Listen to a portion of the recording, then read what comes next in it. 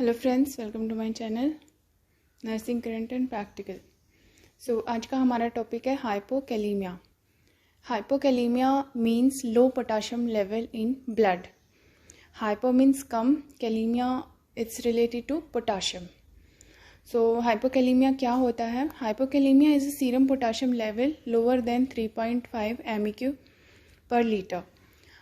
कि serum potassium level 3.5 MEQ पर litre से अगर कम हो जाता है तो उस कंडीशन को हाइपोकैलीमिया बोलते हैं। Potassium deficient is potentially life threatening because every body system is affected. Potassium deficient, potassium की अगर कमी हो जाती है तो it's consider as life threatening condition, because हर सिस्टम को फंक्शन करने के लिए पोटाशियम ज़रूरी होता है, क्योंकि पोटाशियम इंट्रासेलुलर कैटायन है, इंट्रासेलुलर सेल के अंदर प्रेजेंट होता है। अगर उसका जो लेवल है 3.5 MEQ पर लीटर से कम हो जाता है इंट्रासेलुलरली, तो वो कंडीशन हाइपोकैलीमिया कंसिडर करते हैं and it's a life threatening condition. So इसको ट्रीट करना बहुत ज़रूरी है। और वैसे भी ये टॉपिक बहुत इम्पोर्टेंट है। इसके कॉजेज़, नॉर्मल वैल्यू रिलेटेड जो आउटकम्स हैं वो क्वेश्चन एग्ज़ाम में बहुत पूछे जाते हैं। Now we talk about the normal value. Normal value कितना होता है पोटाशियम का in serum? This is 3.5 to 5 MEQ पर लीटर। 3.5 से अगर कम हो जाता है हाइपोकैलीमिया कंसिडर करते हैं, 5 से ज़्यादा हो जाता है तो हाइपरकैलीमिया कंसिडर करते हैं। Both situation our life threatening. Common food source, common food कौन से हैं जिसमें पोटाशियम होता है? पोटाशियम रिच फूड जैसे कि avocado it's a fruit. Bananas commonly available, तो bananas is very good source of potassium. Cantaloupe, oranges, strawberry and tomato. Carrot, mushroom, spinach. और फूड में अगर बात करें तो fish, pork, beef, veal, potatoes and raisins. Raisins also good source of potassium. So friends, this is a normal value and common food. Next is causes. Hypokalemia कब होता है? Conditions are actual total body potassium loss. कब होता है? A. Excessive use of medication such as diuretics and corticosteroid. अगर diuretic and corticosteroid medication excessive हो गया है तो उस कंडीशन में हाइपोकैलीमिया हो सकता है। Increase secretion of aldosterone. Aldosterone it's a hormone which is high in Cushing syndrome. तो अगर कुशिंग सिंड्रोम में एल्डोस्टेरोन हार्मोन लेवल हाई है तो उस कंडीशन में हाइपोकैलीमिया हो सकता है। Next is vomiting diarrhoea, very common cause. Vomiting and diarrhoea में भी हो सकता है। Wound drainage, particularly GI। अगर किसी वूंड से ड्रेनेज हो रहा है, पार्टिकुलरली GI वूंड है, तो उसमें हाइपोकैलीमिया हो सकता है। Prolonged nasogastric suction. Excessive diaphoresis. Diaphoresis it's a condition. Excessive sweating, excessive sweating को मेडिकल टर्मिनोलॉजी में डायफोरेसिस बोलते हैं। तो अगर एक्सेसिव डायफोरेसिस है तो हो सकता है। Kidney disease, empire reabsorption of potassium. Kidney disease है जिसमें कि पोटाशियम रीअब्जॉर्प्शन नहीं हो रहा है ब्लड से, तो उस कंडीशन में भी हाइपोकैलीमिया हो सकता है। सीरम पोटाशियम लेवल हाइपोकैलीमिया में 3.5 से कम हो जाएगा एंड हाइपर में 5 से ज़्यादा हो जाएगा, it's non. And ECG changes very important. Hypokalaemia में क्या होगा? एस्टर डिप्रेशन, सॉलो, फ्लैट और इन्वर्टेड टी वेव है वो इन्वर्टेड हो जाएंगी एंड प्रोमिनेंट U वेव। और जो U वेव है वो प्रोमिनेंट, मतलब बहुत ज़्यादा प्रोमिनेंट दिखेगा, जो नॉर्मल ECG में नहीं दिखता है। एंड हाइपरकैलीमिया में क्या होगा?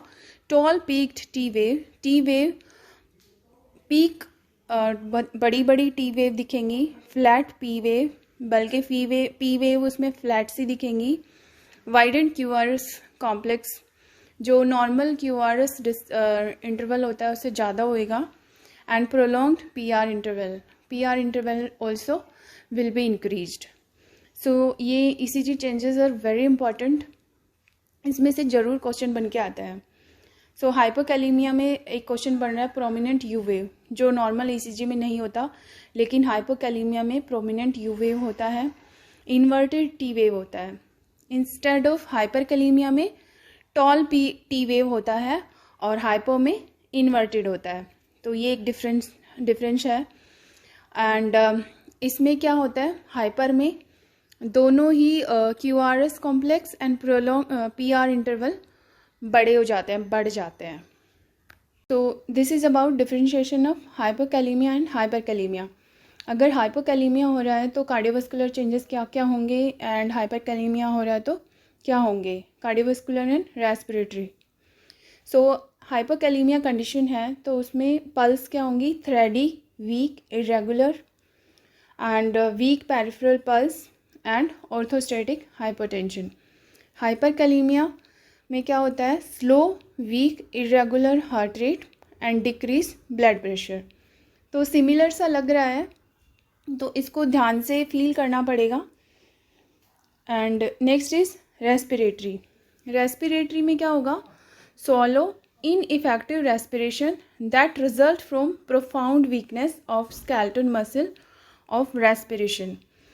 हाइपोकैलेमिया कंडीशन की वजह से स्केलेटल मसल वीक हो जाती है, जिसकी वजह से सालो इनइफेक्टिव रेस्पिरेशन होता है। एंड डिमिनिश्ड ब्रेथ साउंड बिल्कुल हल्का सा सुनाई देता है, डिमिनिश्ड। एंड हाइपरकैलेमिया में क्या होगा, profound weakness of skeletal muscle leading to respiratory failure. Hyperkalemia में बहुत ही ज़्यादा मसल वीकनेस हो जाएगा, जिसकी वजह से पेशेंट ब्रीथ भी नहीं कर पाएगा ठीक से। सो हाइपोकैलेमिया में पेशेंट एटलीस्ट ब्रीथ करेगा, ब्रीदिंग साउंड डिमिनिश हो जाएंगे, हल्का सॉलो रेस्पिरेशन रहेगा उसका। इंस्टेड ऑफ हाइपरकैलेमिया में क्या होगा, profound weakness of skeletal muscle की वजह से रेस्पिरेटरी रेट बिल्कुल ही एब्सेंट होने के chances. Now are some interventions. Nursing level पे क्या इंटरवेंशन कर सकते हैं, monitor cardiovascular, respiratory, neuromuscular and GI renal status and place the client on a cardiac monitor.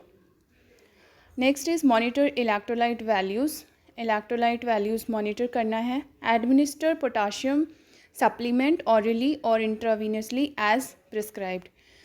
अगर प्रिस्क्राइब है तो potassium and IV potassium and oral potassium दे सकते हैं, लेकिन IV पोटाशियम बहुत ही कॉशियस होके देना है, प्रिस्क्रिप्शन होना चाहिए और बिल्कुल मतलब कॉशियसली देना है। पोटाशियम को IV तो नहीं देते हैं, लेकिन कंडीशन अगर ऐसी है पेशेंट की तो देना पड़ रहा है, लेकिन वेरी मॉनिटरिंग, मतलब बहुत ही ज़्यादा मॉनिटरिंग की ज़रूरत होती है उस टाइम पे पेशेंट को। ओरल पोटाशियम सप्लीमेंट अगर पेशेंट ले रहा है तो oral potassium supplement may cause nausea and vomiting and they should not be taken on the empty stomach. This is a nursing level intervention कि पेशेंट को बताना है पहले से ही कि ओरल पोटाशियम सप्लीमेंट लेने से नोजिया वॉमिटिंग हो सकता है और इसको कभी भी एम्प्टी स्टमक नहीं लेना है। If the client complain of abdominal pain, distension, nausea, vomiting, diarrhoea and any GI bleeding, supplement may need to be discontinue. Patient को पहले से बताना है अगर ये वाले कंडीशन सिम्टम्स हो रहे हैं आपको तो you should stop this. And liquid potassium chloride has an unpleasant test, should be taken with juice or another liquid. Liquid potassium का जो टेस्ट है बहुत अनप्लीजेंट होता है, तो उसको काउंसिल करना है कि आप इसको जूस या किसी लिक्विड के साथ ही ले सकते हैं। सो आज की वीडियो में सिर्फ इतना ही। नेक्स्ट वीडियो में हम हाइपरनेट्रीमिया और हाइपोनेट्रीमिया के बारे में पढ़ेंगे। Till that time watch the video and like the channel, subscribe the channel. Thank you.